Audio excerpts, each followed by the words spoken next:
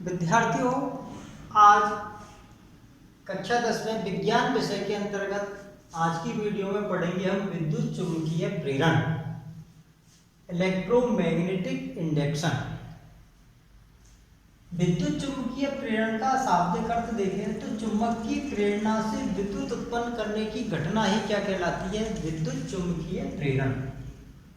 विद्युत चुम्बकीय प्रेरण को सिद्ध करने के लिए फैराडे ने एक प्रयोग किया। तो फैराडे ने क्या लिए? कुंडली ली। ये क्या लिए? कुंडली। कुंडली को गैल्वेनोमीटर से संयोजित किया। गैल्वेनोमीटर को हम जी से दर्शाते हैं। इसके अंतर्गत एक सुई होती है जो शून्य पर स्थित रहती है।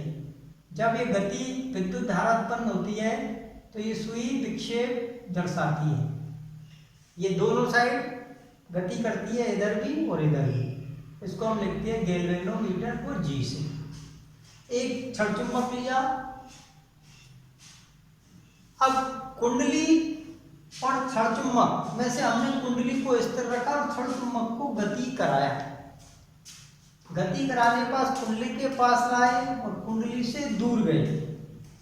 लेकिन जब इनको चुंबक के पास लाकर स्थिर रखते हैं तो कुंडली में कोई भी, गैल्वेनोमीटर में कोई भी विक्षेप उत्पन्न नहीं होता। जब चुंबक को पास लाते हैं, दूर ले जाते हैं, तो एक स्थिति में गैल्वेनोमीटर में विक्षेप उत्पन्न होता है। इससे पता चलता है कि कुंडली में धारा प्रवाहित हो रही है। तो चुंबकीय फ्लक्स में परिवर्तन होने के कारण ही चुंबकीय क्षेत्र में परिवर्तन होने के कारण ही कुंडली में धारा उत्पन्न होती है। अब इस प्रयोग को कैसे किया? कुंडली, दोबारा समझो, कुंडली ली, उसको गैल्वेनोमीटर से संयोजित किया, कुंडली को स्थिर रखा और चुंबक को गति कराई और दोबारा कुंडली से दूर ले गए। उस स्थिति में गैल्वेनोमीटर में विक्षेप आता है। दूसरी स्थिति में कुंडली को गतिशील रखा, चुंबक को स्थिर रखा। तो कुंडली को क्या कराया? गति कराया, चुंबक के पास लाए और दूर ले गए। तीसरी स्थिति में चुंबक और कुंडली दोनों को स्थिर रखा तो गैल्वेनोमीटर में कोई भी विक्षेप उत्पन्न नहीं होता। तो फैराडे ने बताया जब चुंबक व कुंडली दोनों के मध्य सापेक्ष गति कराते हैं तो कुंडली में धारा उत्पन्न होती है। इसी घटना को विद्युत चुम्बकीय प्रेरण कहते हैं। तो परिभाषा बन गया, जब चुंबक व कुंडली दोनों के मध्य सापेक्ष गति कराते हैं तो कुंडली में उत्पन्न धारा प्रवाह को ही हम क्या बोलेंगे? विद्युत चुम्बकीय प्रेरण कहते हैं। विद्युत चुम्बकीय प्रेरण की व्याख्या किसने की? फैराडे ने। तो फैराडे ने व्याख्या की। इससे पहले हमको चुंबकीय फ्लक्स को समझना है कि प्रश्न भी आता है बोर्ड की कक्षा में, चुंबकीय फ्लक्स क्या है और इसका मात्रक। तो चुंबकीय क्षेत्र के अंदर कोई पृष्ठ रखा हुआ है तो उस पृष्ठ से चुंबकीय बल रेखाएं क्या होगी? गुजरेगी। तो उस पृष्ठ की एकांक क्षेत्रफल से जो चुंबकीय बल रेखाएं गुजरेगी उनकी संख्या को उस पृष्ठ से संबंधित चुंबकीय फ्लक्स कहते हैं, मैग्नेटिक फ्लक्स। तो चुंबकीय क्षेत्र में रखे किसी पृष्ठ के एकांक क्षेत्रफल से गुजरने वाली चुंबकीय बल रेखाओं की संख्या को उस पृष्ठ से संबंधित चुंबकीय फ्लक्स कहते हैं। चुंबकीय फ्लक्स का मतलब चुंबकीय बल रेखाओं की संख्या एकांक पृष्ठ से गुजरने वाली। इन चुंबकीय बल रेखाओं की संख्या को हमने क्या कहा? चुंबकीय फ्लक्स। और चुंबकीय फ्लक्स का मात्रक, चुंबकीय फ्लक्स का मात्रक होता है वेबर। ये कई बार एग्जाम में पूछा जा चुका है, चुंबकीय फ्लक्स की परिभाषा और उसका मात्रक। कक्षा 10 के अंतर्गत इतना ही है। अब फैराडे ने विद्युत चुंबकीय प्रेरण की व्याख्या की तो उसने बताया कि कुंडली में चुंबकीय फ्लक्स के मान में परिवर्तन होने के कारण ही कुंडली में धारा उत्पन्न होती है। यदि चुंबकीय फ्लक्स का मान स्थिर रखें तो कुंडली में धारा प्रवाहित नहीं होती। अर्थात चुंबकीय बल रेखाओं की संख्या में कमी होना या वृद्धि होना तो मान में परिवर्तन होने से ही विद्युत धारा उत्पन्न होती है। जब या तो हम कुंडली को गति कराए या चुंबक को गति कराए या चुंबक कुंडली दोनों को ही गति कराए, लेकिन दोनों को स्थिर अवस्था में रखें तो चुंबकीय फ्लक्स के मान में परिवर्तन शून्य होगा, अतः प्रेरित धारा उत्पन्न नहीं होगी। ये फैराडे ने व्याख्या की। तो हमने पढ़ा विद्युत चुंबकीय प्रेरण क्या है। विद्युत चुंबकीय प्रेरण की व्याख्या किसने की? फैराडे ने। चुंबकीय फ्लक्स क्या है, चुंबकीय फ्लक्स का मात्रक क्या है, ये तीनों चीज आपने पढ़ी। अब हमारे टॉपिक के अंदर आता है विद्युत चुंबकीय प्रेरण के सिद्धांत पर कार्य करने वाली युक्ति, जिसे हम कहते हैं विद्युत धारा जनित, जिसे हम क्या बोलते हैं? विद्युत धारा जनित। ध्यान दो, विद्युत चुंबकीय प्रेरण के सिद्धांत पर कार्य करने वाली युक्ति, क्या नाम था?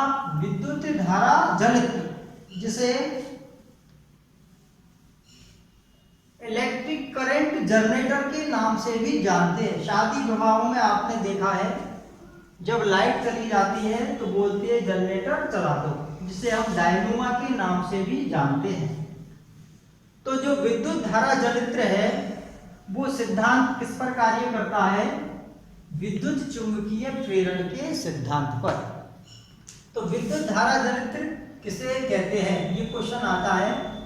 विद्युत धारा जनित, इलेक्ट्रिक करंट जनरेटर, तो वह युक्ति जो यांत्रिक ऊर्जा को विद्युत ऊर्जा में रूपांतरित करती है, क्या कहलाती है? विद्युत धारा जनित्र कहलाती है। क्या काम करती है? यांत्रिक ऊर्जा को किसमें बदलती है? विद्युत धारा।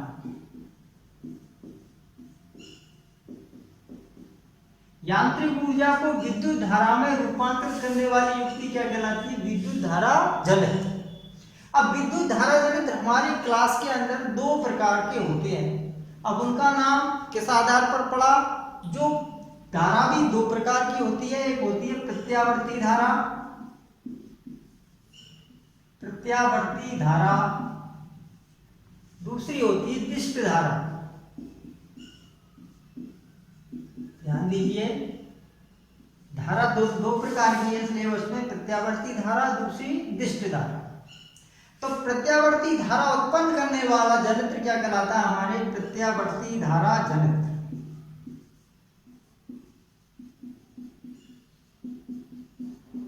क्लियर? तो क्वेश्चन बन गया, एक तो बना विद्युत धारा जनित, तो यांत्रिक ऊर्जा को विद्युत धारा में रूपांतरित करने वाली युक्ति कहलाई विद्युत धारा जनित। विद्युत धारा जनित कितने प्रकार की होती है? दो प्रकार के, प्रत्यावर्ती धारा जनित और दूसरा दिष्ट धारा जनित।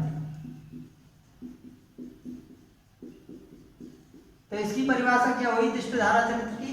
वह युक्ति जो यांत्रिक ऊर्जा को दिष्ट धारा में रूपांतरित करती है। तो इससे कौन सी धारा उत्पन्न होती है? दिष्ट धारा। प्रत्यावर्ती धारा जनित से कौन सी धारा उत्पन्न होती है? प्रत्यावर्ती धारा। ये दोनों परिभाषाएं क्लियर होगी। प्रत्यावर्ती धारा तंत्र वह युक्ति जिसकी सहायता से प्रत्यावर्ती धारा उत्पन्न की जाती है या यांत्रिक ऊर्जा को प्रत्यावर्ती धारा में रूपांतरित किया जाता है। दिष्ट धारा जनित्र की सहायता से यांत्रिक ऊर्जा को दिष्ट धारा में रूपांतरित किया जाता है। तो धारा जनित दो प्रकार के हो गए, प्रत्यावर्ती धारा जनित और दिष्ट धारा जनित। ये दोनों किस सिद्धांत पर कार्य करते हैं? विद्युत चुंबकीय प्रेरण। विद्युत चुंबकीय प्रेरण के सिद्धांत पर कार्य करते हैं। विद्युत चुंबकीय प्रेरण का सिद्धांत क्या है कि जब किसी कुंडली को चुंबकीय क्षेत्र में रखकर यांत्रिक ऊर्जा से घुमाया जाता है तो कुंडली में धारा उत्पन्न होती है। इसे हम विद्युत चुंबकीय प्रेरण के सिद्धांत के नाम से जानते हैं, जैसा अपन आगे पढ़ेंगे। विद्युत जनित्र की बनावट कार्य प्रणाली और सिद्धांत, इनसे बोर्ड की परीक्षा में क्वेश्चन पूछे जाते हैं। तो हम थोड़ी सी बनावट देखते हैं। प्रत्यावर्ती धारा जनित्र और विशिष्ट धारा जनित्र, दोनों की बनावट में कोई अंतर नहीं है, मामूली सा एक ही अंतर है। तो हमको एक की बनावट याद है तो दूसरे की बनावट याद हो जाएगी, और इनकी सहायता से हमें अंतर भी पता चल जाएगा। तो देखिए, प्रत्यावर्ती धारा जनित्र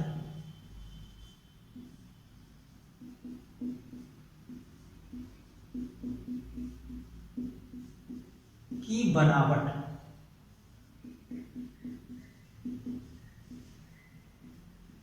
इधर हम लिख देते हैं विशिष्ट धारा जनित्र,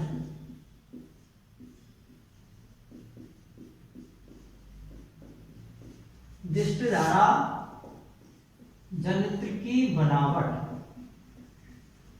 अब ध्यान से देखिए, यदि हमें प्रत्यावर्ती धारा जनित्र की बनावट याद है तो विशिष्ट धारा जनित्र की बनावट भी याद है। जो अंतर आएगा वो आप नोट कर लेना। पहला अपना आता है क्षेत्र चुंबक।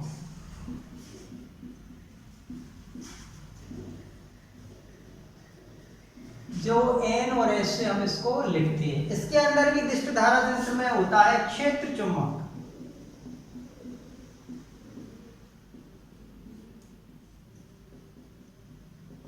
शक्तिशाली घूर्णनाल आकार के दो चुंबक होते हैं N और S, जिन्हें हम क्षेत्र चुंबक कहते हैं, जिनके मध्य हम एक आर्मेचर आयताकार कुंडली होती है जिसे कॉइल के नाम से भी जानते हैं, उन्हें रखा जाता है। तो देखो, क्षेत्र चुंबक घूर्णनाल आकार के कैसे होते हैं।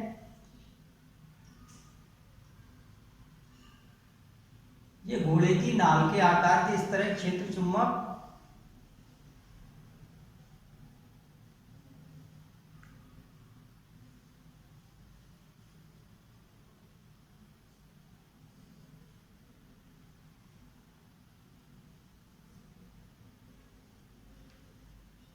ये आपके N और S दो क्षेत्र चुंबक है, वो ही अपने प्रत्यावर्ती धारा जनित्र में होते हैं और यही विशिष्ट धारा जनित्र में होते हैं। दूसरा आता है हमारे आर्मेचर,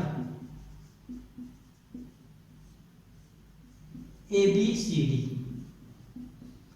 ये एक आयताकार कुंडली होती है जिसे नरम लोहे के ऊपर तार लपेट कर बनाया जाता है। ये किस तरह की होती है, देखो,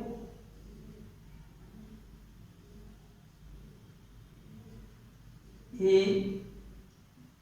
B, C और D, इस तरह की। आर्मेचर इधर भी क्या होती है आपकी आर्मेचर।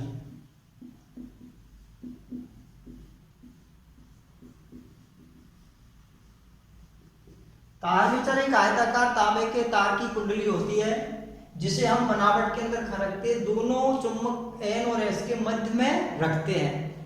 तीसरा अपना आता है सर्पी वलय, जिसे चित्र में हम S1 और S2 से दर्शाएंगे।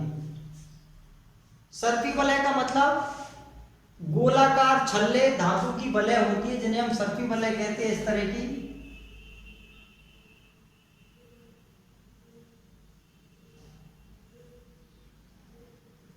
S1 S2,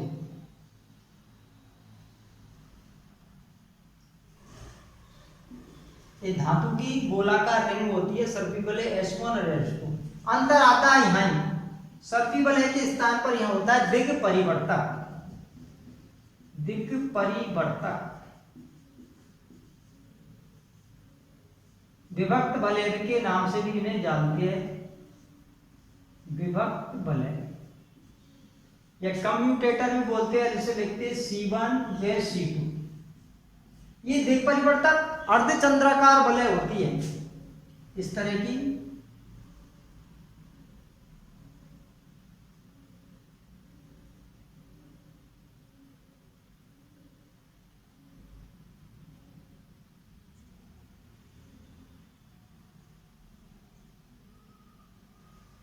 C1 या C2। चौथी पाठ से अपना तृतीयावर्ती धारा जनित्र, धारा जनित्र का ब्रुश। ये B1 और B2 से इन्हें लिखते हैं। इस तरह के होते हैं ब्रश।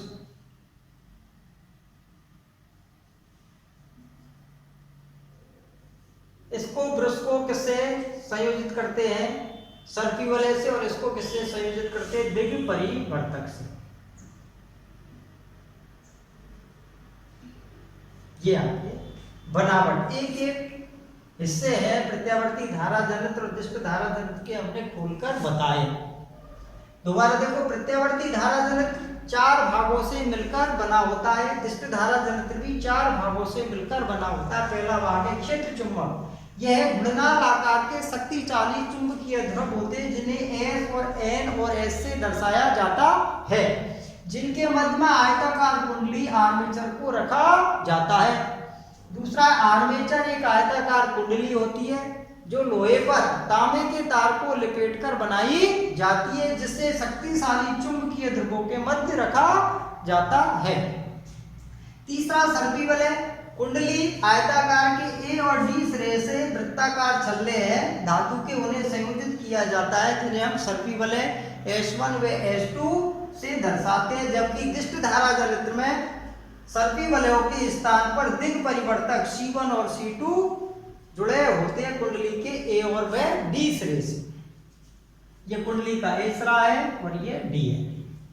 इसी तरह ब्रुश, ये कार्बन की वलय होती है B1 और B2 जो प्रत्यावर्ती धारा जनित्र के अंदर तो किससे? सर्पी वलय से संयोजित होती है तथा दिष्ट धारा जनित्र में कम्यूटेटर से संयोजित होती है, जो इनसे ब्रुश की सहायता से हम बाह्य परिपथ में धारा प्राप्त करते हैं।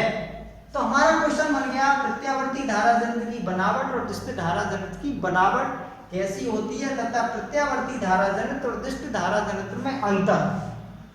तो पहला अंतर तो हो गया, प्रत्यावर्ती धारा जनित्र की सहायता से केवल प्रत्यावर्ती धारा उत्पन्न की जाती है, जबकि दिष्ट धारा जनित्र की सहायता से दिष्ट धारा जनित्र उत्पन्न की जाती है। तो दिष्ट धारा जनित्र से दिष्ट धारा उत्पन्न की जाती है। दूसरा अंतर हो गया बनावट में, प्रत्यावर्ती धारा जनित्र में सर्पी वलय होते हैं, जबकि दिष्ट धारा जनित्र में सर्पी वलय के स्थान पर दिग् परिवर्तक स्थित होते हैं। इस प्रकार हमारी प्रत्यावर्ती धारा जनित्र और दिष्ट धारा जनित्र की बनावट क्लियर हुई। कल हम अलग से प्रत्यावर्ती धारा जनित्र की बनावट और कार्य प्रणाली का अध्ययन करेंगे। जब तक आप इनको याद करें और लिखें। धन्यवाद।